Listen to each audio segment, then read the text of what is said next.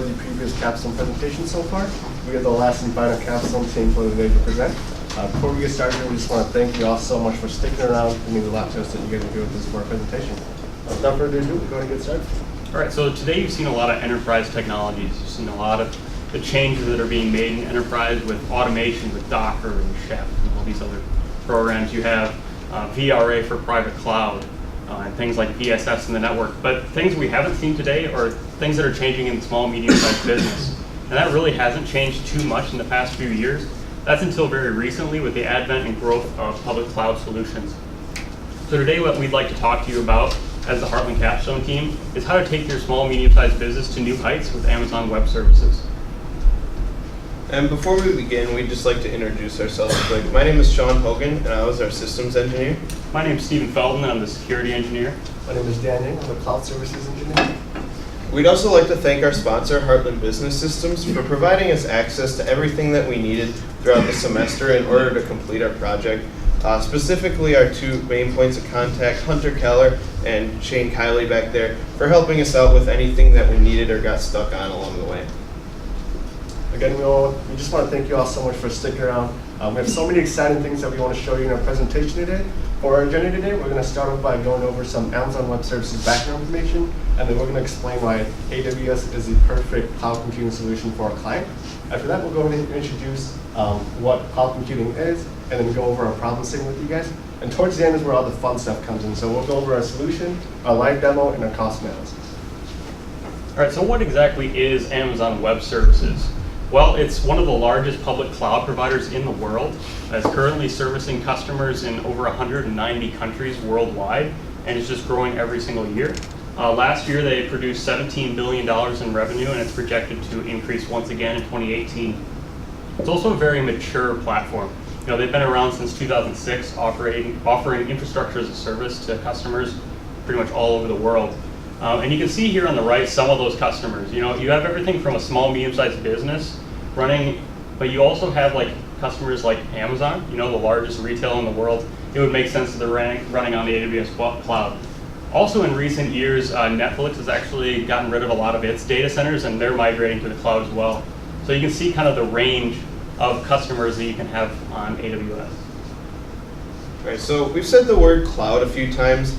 Cloud computing refers to the on-demand delivery of IT resources via the internet using pay-as-you-go pricing models. So you pay for things as you use them, basically, instead of buying them up front. And what Amazon Web Services does is provide an infrastructure as a service cloud model. One way to think of this is to actually use pizza as an analogy. With your traditional on-premise network, that's like making a pizza at home by scratch. You roll out the dough, put all the ingredients together, you're taking care of everything. However, IaaS is more like a take and bake shop where they'll actually put it together for you, and then you can bring it home, and from there you can manage it how you please. How this refers to real truck services is that AWS has all the hardware and they're hosting all the services required, but then they let us configure our virtual machines and our networking how we need it. So Real Truck Services is a small medium business located in the Midwest. They consist of about 25 employees who provide utility truck services to the communities and businesses around the region. Some of their current organizational needs are scalability, enhanced security, increasing their business productivity, and lastly, to reduce costs. And to help your truck services meet their needs, we'll be moving their infrastructure to the cloud using Amazon Web Services. And there we're going to implement a feature called auto-scaling to implement scalability, and to enhance your security, we're going to implement dual multi-factor authentication to help them improve their business productivity. We're going to implement a virtual desktop infrastructure called Amazon Workspaces. And lastly, to reduce costs, we're going to introduce Amazon's pay-as-you-go pricing model. All right, so we're using a handful of features for our infrastructure, but Amazon actually provides over than 2,000 different services and features available.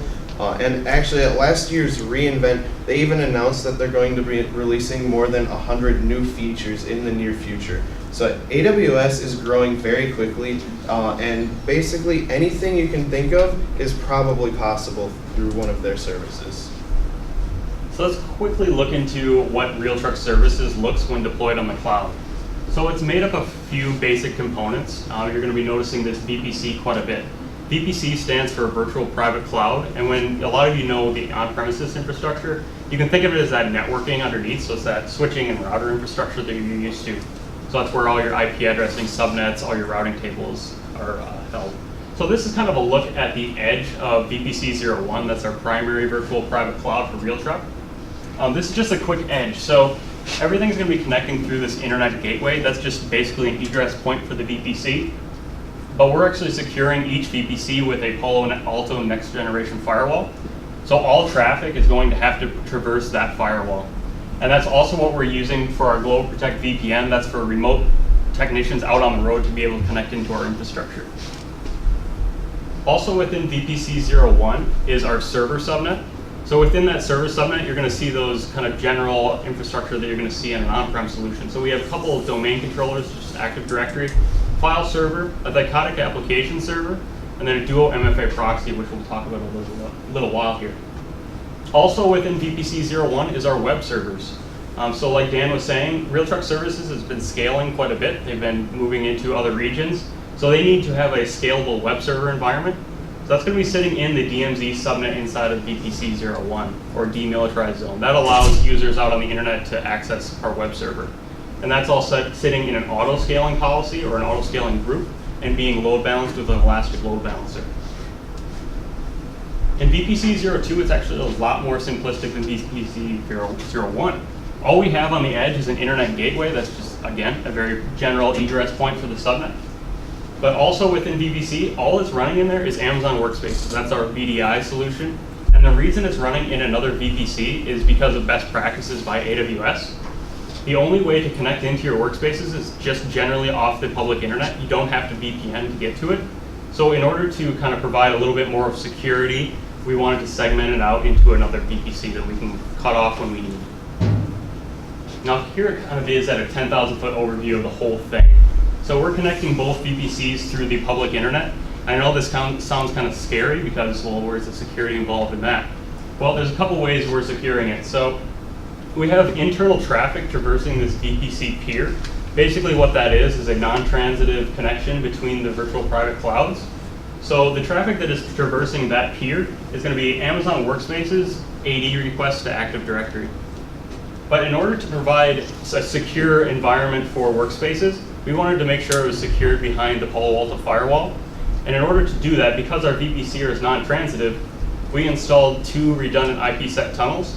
So these tunnels actually start on our internet gateway, and then they traverse through the public internet and terminate on our Palo Alto. So that allows our workspaces to talk through the Palo Alto instead of around it.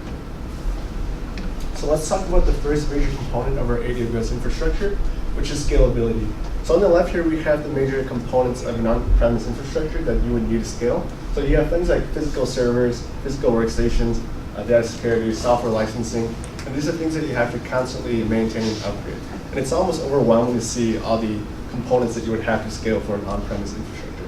However, with Amazon Web Services, scalability is made easy and cost-efficient through use of a feature called autoscale.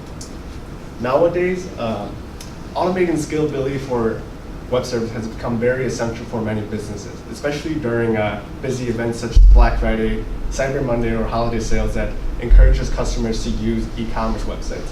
To prevent your e-commerce websites from crashing during these busy hours, you can implement autoscaling, and that would help you reduce a lot of network downtime and a lot of cost. In RealTruck Services case, we implemented autoscaling to handle the increase in network traffic going to the company's website due to the growth of the company in other regions beyond the Midwest. So the next major component of our infrastructure, as outlined by our SOW in our problem statement, was to enhance security. Now we're doing that a couple different ways. The first being the Palo Alto firewall. So that's just a next generation firewall that you saw deployed in VPC-01. That's securing every bit of traffic that's coming through our workspaces and our entire VPC environment. But that's not really enhancing security necessarily, because when you go onto an infrastructure, if you don't see a firewall, you don't really think it's secure. So that's just kind of a basic security practice. So what we're doing to really enhance the security at RealTruck Services is implementing duo MFA, or multi-factor authentication. And with just a general overview of MFA, what that is it requires a user to input 2 or more authentication methods in order to access one application.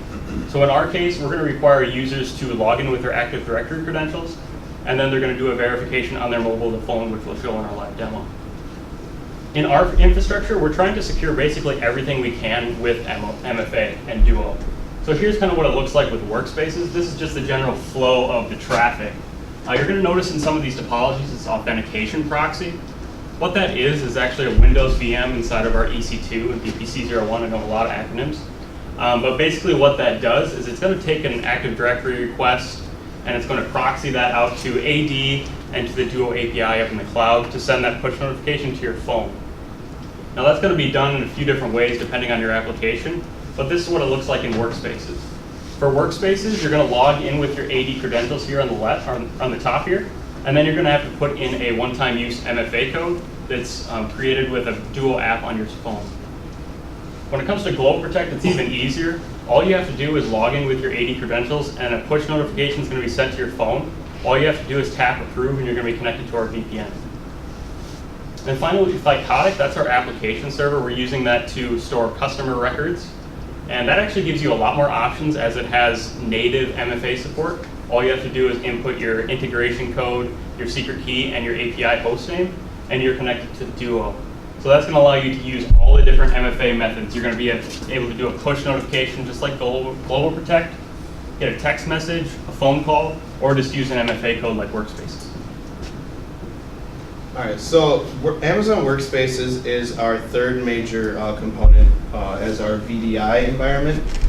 This improves employee flexibility as once the client is installed on a workstation, any employee can log into it, and when they're logged in, they'll get access to their own applications and their own files, and the client can be installed on basically any workstation.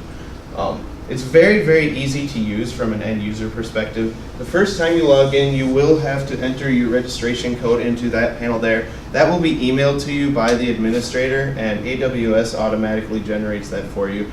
Once you have your code, you'll have your normal login window like this, where you can enter your AD credentials in order to log in. And this is because Workspaces is connected to your AD environment using Active Directory connector.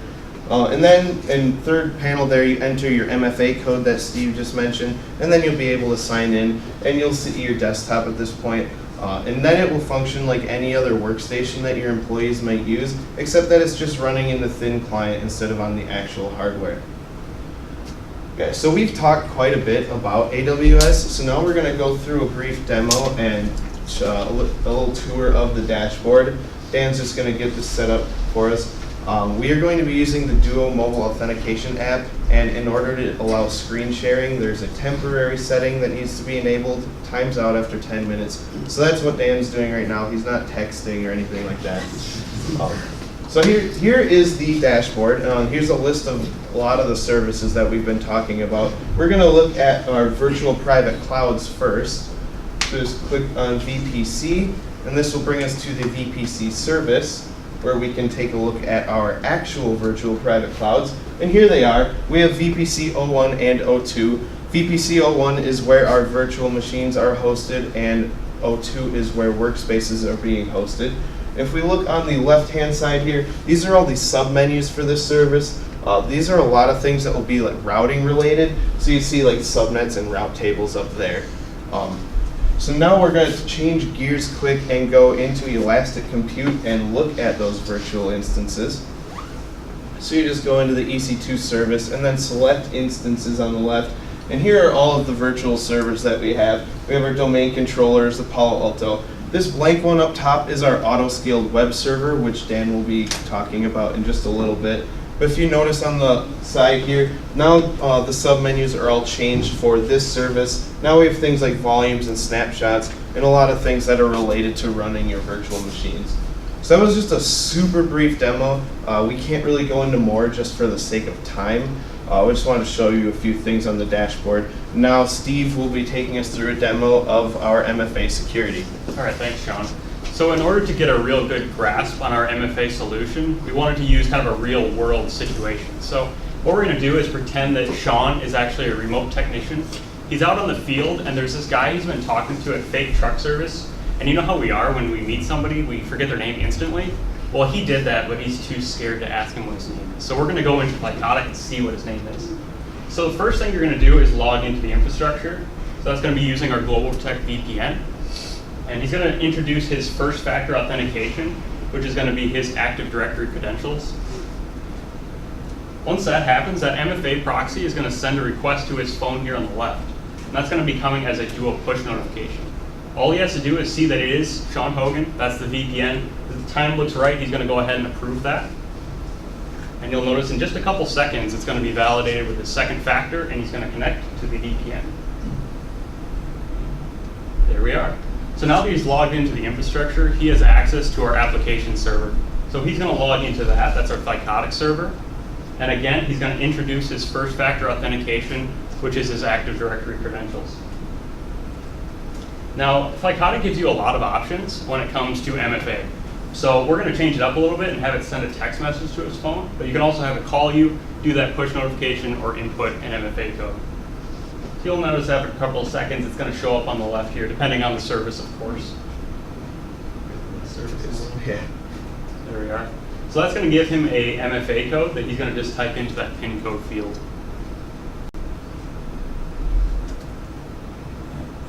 All we have to do is hit log in.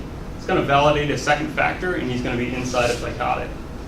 And now he can open up that fake truck services, and he realizes he was talking to Bernie that whole time. All right, and now finally, say he needed to get to a certain application that he doesn't have locally on his machine. What he's going to do is log into that VDI solution, that workspaces environment. Once again, I know I sound like a broken record. He's going to log in with his 80 credentials. But it's going to require him to have an MFA code, and that's the kind of a restriction of workspaces. That's the only way you can do MFA currently. So what he's going to do is just click on the Duo mobile app on his phone and hit the key next to Real Truck Services, and there's his one-time use code. All he does is have to type that in, hit sign in. It's going to make an encrypted tunnel to his workspace, authenticate him, and launch his session. That takes a couple seconds here, and there we are.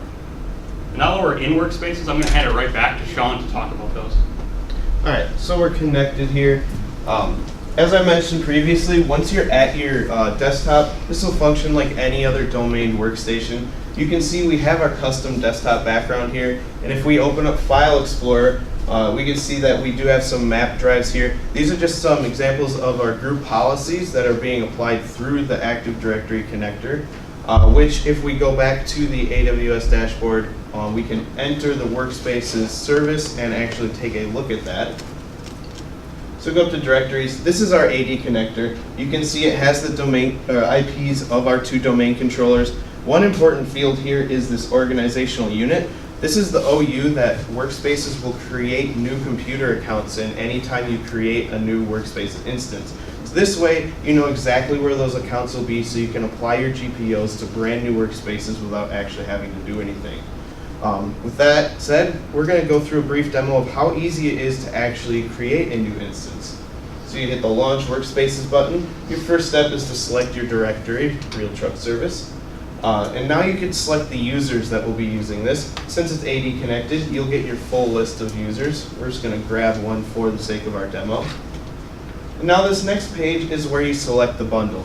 This determines what operating system it's going to run on, your various Office packages, as well as the hardware it will run on. You have your choice between Windows 7 or Windows 10, a few different versions of Office, and as you scroll down here, more and more different hardware options depending on what your users will actually need to be doing. So then we go to the next step. This has one of the most important features, or options, as this will determine whether or not you're going to spend way more money than you actually have to. If your users are going to be using workspaces a lot, like 25 plus hours a week, your best bet is to use this always on feature where you will be billed a flat rate per user per month. However, if they're only going to be using workspaces some of the time, like 20 hours a week or less, you actually should use this auto stop feature. You'll be billed at a cheaper rate per user per month, but you'll also be billed partially per hour. So that way when your users aren't using the workspaces, you can actually turn them off and you won't be billed per hour for them. So this last page is just the review page. For this demo, we're actually just going to hit cancel. To initially create a workspace takes about 20 to 30 minutes, and we just don't have time for that. We just wanted to run through real quick how easy it is to set one of these up. So with that, I'm going to turn it over to Dan to demonstrate our auto-scaling web servers. All right, thanks, Sean. So what we're simulating here is the expansion of Real Truck Service. Because Real Truck Service is expanding their business beyond the Midwest, they're bound to receive more network traffic to the website. And this can cause the website to crash and slow down significantly. So to prevent that, we implemented auto-scaling on their web server. And we'll see how auto-scaling handles the amount of traffic that goes to the website. A couple things to note here. To simulate this event, we SSH into our web server instance, and we're just running a stress test to maximize CPU utilization. And essentially that mimics an increase in network traffic to the website. And this process does take quite a while, so for the sake of time, we decided to just record a video and sped up the process quite a bit. With that said, let's get started. So here we're inside of our web server. We're just running that stress test that I mentioned. And there we go. We have network traffic going to our web server. And now we see that CPU utilization is at 99.5%, which has jumped significantly, and that should execute our auto scaling. I'm just going to pause again here. A couple things to note. That top panel there is the instance page that Sean mentioned earlier when he went through the dashboard. That pretty much just provides real-time information of all of our instances. One thing you'll notice is this blank one. Sean mentioned earlier that this is our web server. This bottom panel here is our auto-scaling group page. We're currently in the activity history tab, and that provides the real-time information of our web server. We'll get started again. What you guys are seeing here is how auto-scaling handles the increase in network traffic going to the website. So basically, when network traffic increases and the web server can no longer handle that network traffic, then what auto-scaling would do is launch new web server instances. So that's what you guys are seeing. We're currently at 3 web server instances. And when a web server gets launched, then they'll get load balanced. All of the web servers that get launched will get load balanced, meaning that they'll share the burden of that network traffic, which means that your website will never crash and will never go down, because when network traffic increases, so will the number of instances. So I'm just going to speed up the process a bit here. What we're doing right now is we're just copying the private addresses of each of the new instances, and we're just pasting that into the web browser to make sure that we can get to Real Truck Services website from them. And this proves that they're not just some random instances that are being spun up, they're actually indeed our web servers. The last one. This last address here is the DNS address for a load balancer. The fact that we can get to our website from it means that load balancing is working between all of the web servers. Last thing I want to mention is just our target group page. So basically, when auto-scaling launches new web server instances, they're going to get thrown in here and get targeted for load balancing, meaning that they're going to share the burden of that network traffic. So with that, I'm going to hand it off to Steve and talk about our cost analysis. All right, so the final.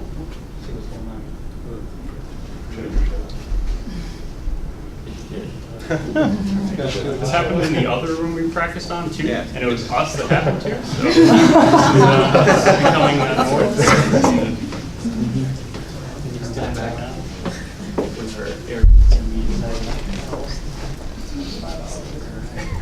You guys are just okay. We're back. At least it comes back fast. All right. So the last element that we were asked to explore with Real Truck Services and AWS is cost. So in order to really get a handle on how cheap or how expensive AWS costs in comparison, we needed to get a quote for an on-premises infrastructure. So we were able to get that provided to us by Hunter Keller at Heartland Business Systems. He was able to give us a comprehensive quote that gave us server hosts, virtualization software, all the networking components you would need, racking, everything like that, UPSs. Things that were not included in this quote, however, were Windows licensing, labor costs, which would be quite significant, and electrical cost per month.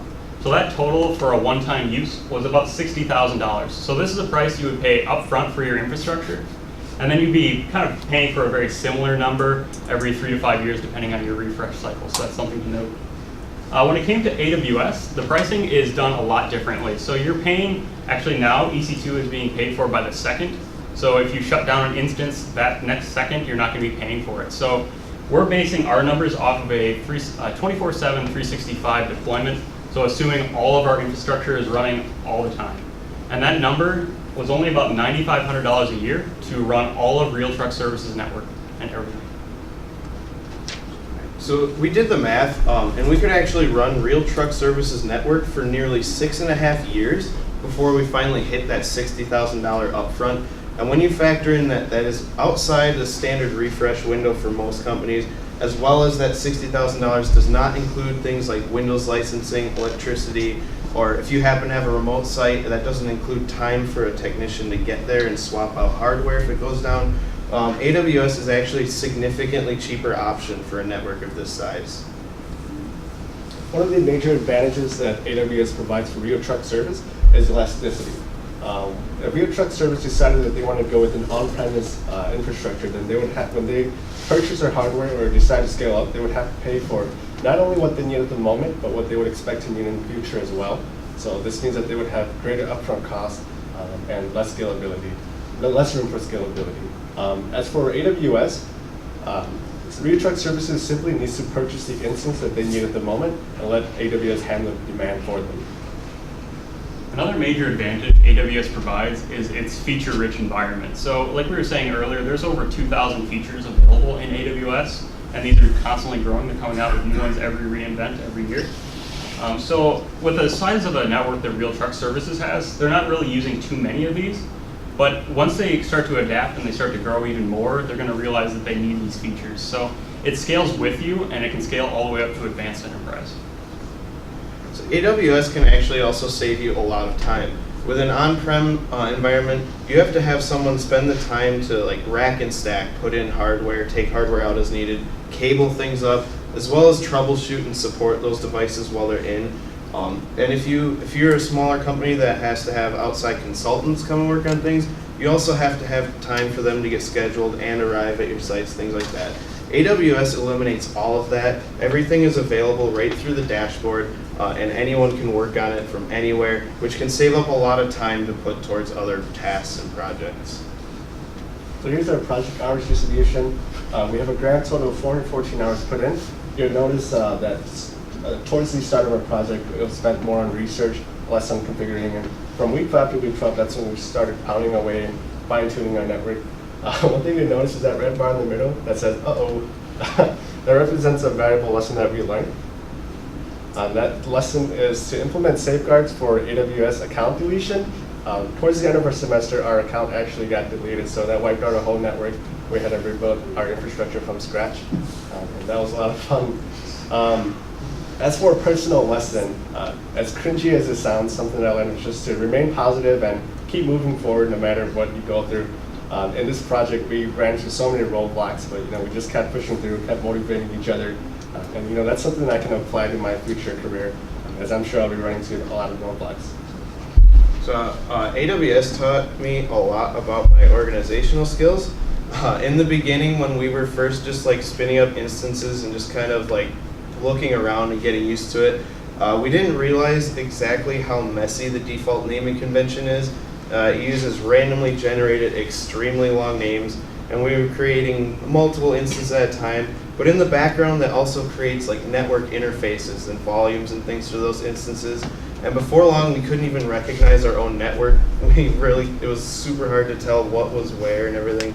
So we learned a lot about when using a service like this, really staying on top of naming things as you go and staying organized with it.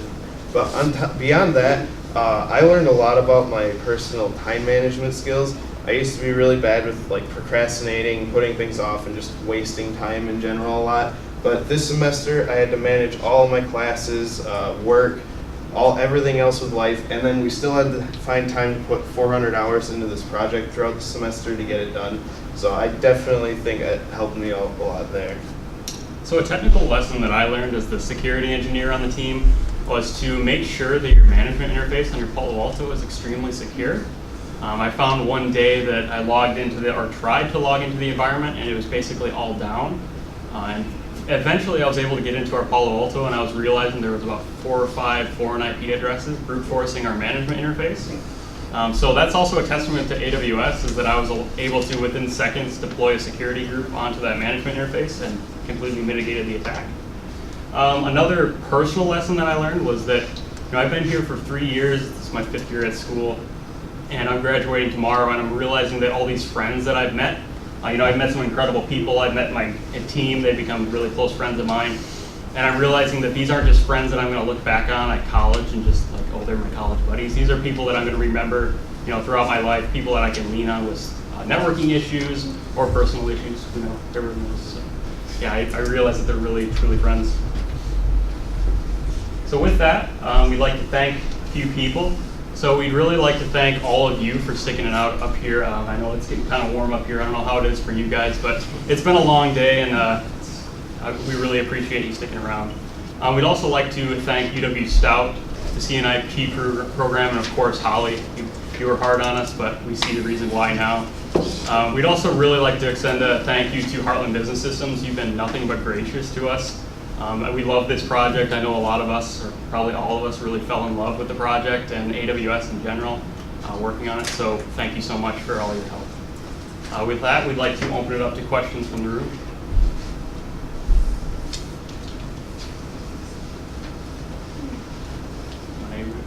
I'll throw one out there. You have the web server in the DMZ, and it's scalable.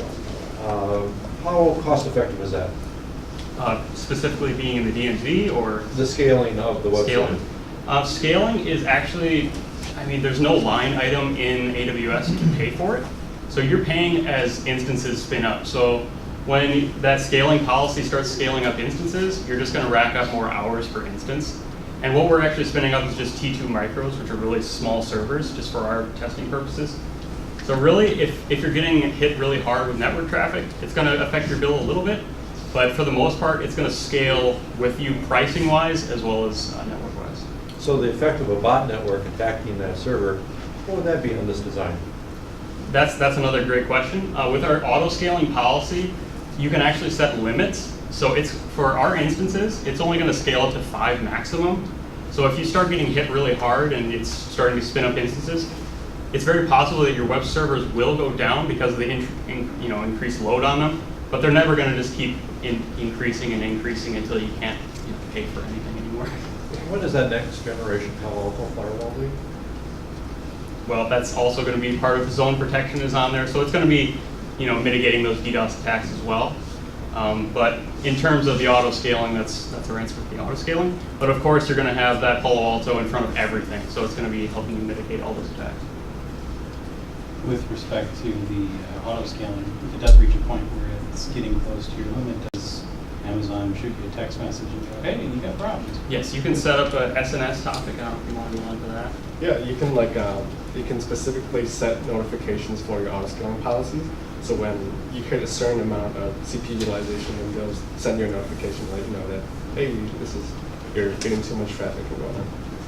And it's very granular as well. Like you can go down to where it's sending you a notification every time an instance spins up or tears down, or you can have it to where once it hits that maximum, then it's going to send you a message. So it's really granular in what it's going to send you. So you're not getting spammed by emails every single day. Can you configure, so it's just email, it's not like SMS? I believe they have SMS. They have an option for SMS as well. Is it a way to like configure group, or would they expect you to set up a voice contact? You can hit a bunch of people at once? We didn't get the chance to look into that yet, but Just curious. Yeah. You can see from all those features inside Amazon that it's most likely a feature, or at least you can route that SNS topic to your own application inside AWS to do that for you. Just imagining the scenario. Yeah, There's the one guy who's got his Right. phone off. Just kidding. What was the more interesting aspect of spinning up these Amazon services that just kind of surprised you as a team? I guess? For me, I think it was just how easy it actually was to spin things up and actually route them together. We set up, so we have our VPC with our subnet or our IP address allocation. Then we spun up our instances, and all you have to do is put them in a subnet, and then you put that subnet in a route table, and that's basically all you have to do. You have routing throughout your VPC. It's pretty much that easy. And as you get more complicated with more things, you'll just have more route tables and with different subnets and everything. But it is extremely easy and super user friendly. It really only took us a few hours really to get a grasp on how it actually all works before we could really start to get into implementing our project.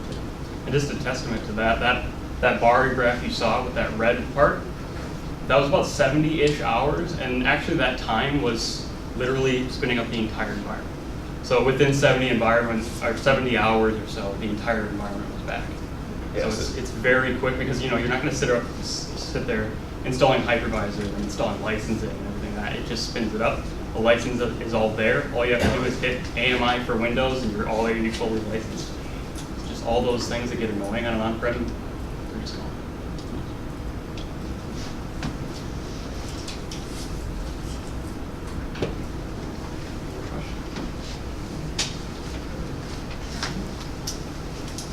So I guess with that concludes today's Capstone presentations.